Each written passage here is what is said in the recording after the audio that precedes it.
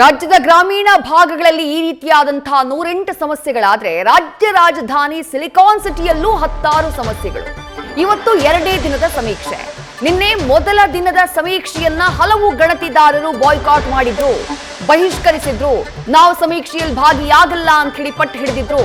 ಇವತ್ತು ಕೂಡ ಸಮೀಕ್ಷೆಯಲ್ಲಿ ಭಾಗಿಯಾಗೋದಿಲ್ಲ ಅಂತ ಹೇಳಿ ಪಟ್ಟು ಹಿಡಿದಿದ್ದಾರೆ. ಮತ್ತೆ ಮನವಿ ಸಲ್ಲಿಸುವುದಕ್ಕೆ ಸಮೀಕ್ಷಾದಾರರು ಯೋಚನೆಯನ್ನ ಮಾಡ್ತಿದ್ದಾರೆ. ನಾಳೆ ಮಲ್ಲೇಶ್ವರದಲ್ಲಿರುವಂತಹ ಗ್ರೇಟರ್ ಬೆಂಗಳೂರು ಪ್ರಾಧಿಕಾರದ ಕಚೇರಿಯ ಮುಂದೆ ಸೇರೋಕೆ ಪ್ಲಾನ್ ಅನ್ನ ಮಾಡಿದ್ದು, ನಾಳೆಯೇ ಸಮೀಕ್ಷೆಯ ಅಸಲಿ ಭವಿಷ್ಯ ತಿಳಿಯಲಿದೆ. ರಜಾ ದಿನವೂ ಸಮೀಕ್ಷೆ ಮಾಡಬೇಕು ಅಂತ ಹೇಳಿ ಜಿಬಿಎ ಹೇಳಿದೆ. ಗೊಂದಲದ ಮಧ್ಯೆಯೇ ನಿನ್ನೆ ಕೆಲವು ಕಡೆ ಸಮೀಕ್ಷೆಯಾಗಿದೆ.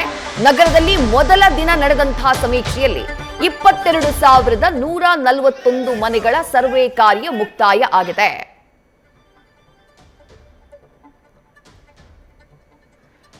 ರಾಜ್ಯ ರಾಜಧಾನಿ ಬೆಂಗಳೂರು ಇಲ್ಲಿ ಸಮೀಕ್ಷೆ ಆರಂಭ ಆಗಿದ್ದೇ ನಿನ್ನೆಯಿಂದ. ಸೆಪ್ಟೆಂಬರ್ 22ರಿಂದ ರಾಜ್ಯಾದ್ಯಂತ ಆರಂಭ ಆದರೆ ಬೆಂಗಳೂರಿನಲ್ಲಿ ಸಮೀಕ್ಷೆ ಆರಂಭ ಆಗಿರೋದು ನಿನ್ನೆಯಿಂದ. 2 ವಾರಗಳ ಡೆಡ್ಲೈನ್ ನ ಕೊಡಲಾಗಿದೆ. ಈ 2 ವಾರಗಳ ಡೆಡ್ಲೈನ್ ಬಗ್ಗೆಯೇ ಒಂದಿಷ್ಟು ಪ್ರಶ್ನೆಗಳಿದ್ದಾವೆ. ಯಾಕಂದ್ರೆ ದಸರಾ ರಜೆ ಮುಗಿದು ಶಾಲೆ ಆರಂಭವಾಗುವಂತಹ ಟೈಮು, ಅಂಥ ಟೈಮಲ್ಲಿ ಇವರು ಸಮೀಕ್ಷೆ ಮುಕ್ತಾಯನೇ ಆಗಿರೋದಿಲ್ಲ. ಶಿಕ್ಷಕರು ಇನ್ನೂ ಕೂಡ ಫೀಲ್ಡಿಗೆ ಹೋಗ್ತಿರ್ತಾರೆ. ಮಕ್ಕಳ ಕತೆ ಏನು? ಸರ್ಕಾರಿ ಶಾಲೆಯ ಶಿಕ್ಷಕರನ್ನೆಲ್ಲ ಬಳಸ್ಕೊಂಡಿದ್ದೀರಿ, ಆ ಮಕ್ಕಳ ಕತೆ ಏನಾಗಬೇಕು, ಮಕ್ಕಳ ಭವಿಷ್ಯ ಏನಾಗಬೇಕು, ಈ ಆತಂಕ ಪೋಷಕರಿಗೆ. ಇನ್ನು ಗಣತಿಗೆ ಹೋಗ್ತಾ ಇರುವಂತಹ ಸಮೀಕ್ಷೆದಾರರು ನಿನ್ನೆ ನ್ಯೂಸ್ ಫಸ್ಟ್ ಮುಂದೆ ತಮಗಾಗ್ತಾ ಇರುವಂತಹ 10 ಸಮಸ್ಯೆಗಳ ಬಗ್ಗೆ ಅಳಲನ್ನ ತೋಡ್ಕೊಂಡ್ರು. ಹುಷಾರಿಲ್ಲ ಅಂದ್ರೂ ಲಿಸ್ಟ್ ನಲ್ಲಿ ಹಾಕಿದ್ದಾರೆ. ನಾವು ವಿಕಲಚೇತನರು ಅಂದ್ರೂ ನಮ್ಮ ಹೆಸರನ್ನ ಲಿಸ್ಟ್ ಅಲ್ಲಿ ಹಾಕಿದ್ದಾರೆ. ಎಲ್ಲೋ 40 ಕಿಲೋಮೀಟರ್ ದೂರದ ಜಾಗದಲ್ಲಿ ಹೋಗಿ ಸಮೀಕ್ಷೆ ಮಾಡಿ ಅಂತ ಹೇಳ್ತಿದ್ದಾರೆ. ಹೇಗ್ ಮಾಡೋದು ನಾವು ಅಂತ ಹೇಳಿ ತಮ್ಮ ಅಳಲನ್ನ ನ್ಯೂಸ್ ಫಸ್ಟ್ ಮುಂದೆ ತೋಡ್ಕೊಳ್ತಾ ಇದ್ರು. ಮತ್ತಷ್ಟು ಡೀಟೇಲ್ಸ್ ನಮ್ಮ ಪ್ರತಿನಿಧಿ ಪ್ರಗತಿ ನೀಡ್ತಾ ಹೋಗ್ತಾರೆ. ಪ್ರಗತಿ, ಸಮೀಕ್ಷೆ ಮಾಡ್ತಾ ಇರುವಂತಹ ಉದ್ದೇಶ ಒಳ್ಳೆಯದೇ. ಸರ್ಕಾರದ ಯೋಜನೆಗಳಿಗೆ ಸರಿಯಾದಂತಹ ಫಲಾನುಭವಿಗಳನ್ನ ಐಡೆಂಟಿಫೈ ಮಾಡುವಂತಹ ಕೆಲಸ ಆಗಬೇಕು, ಅದಕ್ಕಾಗಿ ಸಮೀಕ್ಷೆ ಅಂತ ಹೇಳಿ ಸರ್ಕಾರ ಹೇಳ್ತಾ ಇದೆ.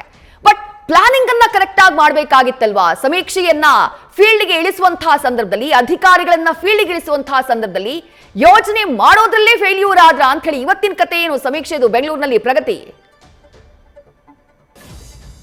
ಕರೆಕ್ಟ್, ನಿಮ್ಮ ಪ್ರಶ್ನೆ ಎಲ್ಲ ಉತ್ತರ ಇದೆ. ಪ್ಲಾನಿಂಗ್ ಅನ್ನ ಅನುಷ್ಠಾನಕ್ಕೆ ತರುವಲ್ಲೇ ವಿಫಲ ಆಗಿರುವಂತದ್ದು ಇಲ್ಲಿ ಕ್ಲೀನ್ ಆಗಿ ಕಾಣಿಸ್ತಾ ಇದೆ. ಯಾಕಂದ್ರೆ ಅವರಿಗೆ ಟ್ರೈನಿಂಗ್ ಕೊಡುವಂತಹ ಸಂದರ್ಭದಲ್ಲಿ, ಸಮೀಕ್ಷೆದಾರರಿಗೆ ತರಬೇತಿಯನ್ನು ಕೊಡುವಂತಹ ಸಂದರ್ಭದಲ್ಲಿ ಅವ್ರಿಗೆ ಏನ್ ಹೇಳಿದ್ರು ಅಂತ ಅಂದ್ರೆ, ಒಂದು 10 ವಾರ್ಡ್ಗಳ ಆಪ್ಷನ್ ಕೊಟ್ಟಿದ್ರು. ನೀವು ಎಲ್ಲಿ ಕೆಲಸ ಮಾಡ್ತಾ ಇದ್ದೀರಾ ಅಲ್ಲಿ ನಿಯರ್ ಆಗಿರುವಂತಹ ವಾರ್ಡ್ ಗಳನ್ನ ಆಯ್ಕೆ ಮಾಡ್ಕೊಳ್ಳಿ, ನಿಮಗೆ ಯಾವ್ದು ಅನುಕೂಲ ಆಗುತ್ತೆ ಆ ಜಾಗದಲ್ಲಿ ನೀವು ಹೋಗಿ ಸರ್ವೆ ಮಾಡ್ಕೊಂಡ್ ಬರ್ಬೋದು. ಇದರಿಂದ ಲೊಕೇಶನ್ಗೆ ನಿಮ್ಗೆ ಹತ್ರ ಆಗುತ್ತೆ, ಸಮೀಕ್ಷೆ ಕಾರ್ಯ ಕೂಡ ಬೇಗ ಮುಗಿಯುತ್ತೆ, ಅದ್ರ ಜೊತೆಗೆ ಟಾರ್ಗೆಟ್ ಕೂಡ ರೀಚ್ ಆಗೋದಕ್ಕೆ ಸಾಧ್ಯ ಆಗುತ್ತೆ. ಈ ರೀತಿಯ ಸಾಕಷ್ಟು ಮಾತುಗಳನ್ನ ತರಬೇತಿಯಲ್ಲಿ ಹೇಳಿದ್ರು. ಮತ್ತೆ ತರಬೇತಿಯಲ್ಲಿ ಕೊಟ್ಟಂತಹ ಟಾರ್ಗೆಟ್ ಕೂಡ 150 ಅಷ್ಟೇ. ಆದ್ರೆ ಫೀಲ್ಡಿಗೆ ಇಳಿದಾಗ ಕೊಟ್ಟಿರುವಂತಹ ಟಾರ್ಗೆಟ್ 250ರಿಂದ 260 ಟಾರ್ಗೆಟ್ ಅನ್ನ ರೀಚ್ ಆಗಬೇಕು ಅಂತ ಅಧಿಕಾರಿಗಳು ಹೇಳಿರುವಂತದ್ದು. ಜೊತೆಗೆ ಇವರ ಮೇಲ್ಗಡೆ ಇರುವಂತಹ ಸೂಪರ್ವೈಸರ್ ಗಳಿಗೆ, ನೋಡಲ್ ಅಧಿಕಾರಿಗಳಿಗೆ ಇವರು ಸಮೀಕ್ಷೆ ಸರಿ ಮಾಡ್ತಾ ಇದ್ದಾರೆ ಅಥವಾ ಇವರಿಗೆ ಏನ್ ಸಮಸ್ಯೆ ಆಗ್ತಾ ಇದೆ ಅದೆಲ್ಲವನ್ನು ಕೂಡ ಪರಿಶೀಲಿಸಿ ಅಂತ ಜಿಬಿಎ ಮುಖ್ಯ ಆಯುಕ್ತರು ಹೇಳಿದ್ರು. ಅಂದ್ರೆ ಒಂದು ಸರ್ವೆ ಮಾಡುವಾಗ ಎಲ್ಲ ಜಿಬಿಎ ಮುಖ್ಯ ಆಯುಕ್ತರು ಪ್ರತಿಯೊಬ್ಬ ಸಿಬ್ಬಂದಿಗೂ ಕೂಡ ಏನೋ ಮಾತಾಡ್ತಾ ಇರಕ್ಕಾಗಲ್ಲ. ಸೊ ಹಾಗಾಗಿ ಈ ನೋಡಲ್ ಅಧಿಕಾರಿಗಳನ್ನ, ಸೂಪರ್ವೈಸರ್ ಗಳನ್ನ ಇಟ್ಟಿರೋದು. ಇಲ್ಲಿ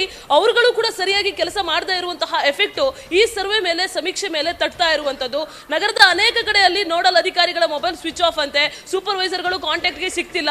ಈ ರೀತಿ ಸಾಕಷ್ಟು ಸಮಸ್ಯೆ ಆಗ್ತಾ ಇರೋದ್ರಿಂದ ಅವರೆಲ್ಲರೂ ಕೂಡ ಜಿಬಿಎ ಮುಖ್ಯ ಕಚೇರಿಗೆ ಬಂದು ಕಮಿಷನರ್ ನ ಹಿಡ್ಕೊಂಡು ಕೂತ್ಬಿಟ್ಟಿದ್ದಾರೆ. ಸೊ ಕಮಿಷನರ್ ಹೇಳ್ತಾ ಇರೋದೇನಪ್ಪಾ ಅಂತ ಹೇಳಿದ್ರೆ, ಇದಿನ್ನು ಮೊದಲನೇ ದಿನ, ಸೊ ಹಾಗಾಗಿ ಸ್ವಲ್ಪ ಸಮಸ್ಯೆಗಳಾಗಿದೆ. ಸರ್ವೆಗೆ ತಾಂತ್ರಿಕ ಸಮಸ್ಯೆಗಳು ಒಂದಷ್ಟಾಗಿವೆ, ಅದ್ರ ಜೊತೆಗೆ ಲೊಕೇಶನ್ಗಳು ಸಿಗ್ತಾ ಇಲ್ಲ, UHID ಯಲ್ಲೂ ಸ್ವಲ್ಪ ಪ್ರಾಬ್ಲಮ್ ಇದೆ. ಈ ರೀತಿಯ ಸಾಕಷ್ಟು ಸಮಸ್ಯೆಗಳಾಗಿವೆ. ಆದ್ರೆ ಮುಂದಿನ ದಿನಗಳಲ್ಲಿ ಈ ವಿಶೇಷ ಚೇತನರನ್ನ, ಜೊತೆಗೆ ಏನು ಈ ಸಂಪೂರ್ಣವಾಗಿ ಅಂಧರಿರ್ತಾರಲ್ಲ ಅವರನ್ನ ಈ ಒಂದು ಸಮೀಕ್ಷೆಯಿಂದ ಹೊರಗಿಡಲಾಗುತ್ತೆ. ಜೊತೆಗೆ ಯಾರಿಗೆಲ್ಲ ಹೇಳಲಾಗಿತ್ತು ಈ ಹಿಂದೆ, ಅಂದ್ರೆ ಈಗ ಕೆಲವರೆಲ್ಲ ಆಕ್ಸಿಡೆಂಟ್ ಆಗಿ ಸರ್ಜರಿ ಎಲ್ಲ ಒಳಗಾಗಿದ್ರು, ಅಂತವರಿಗೆಲ್ಲ ಹೋಗಿ ಈಗ ಸಮೀಕ್ಷೆ ಮಾಡೋಕ್ಕಾಗಲ್ಲ, ಅವರೆಲ್ಲರನ್ನು ಕೂಡ ಹೊರಗಿಡ್ತೀವಿ ಅಂತ ಹೇಳಿದ್ದಾರೆ.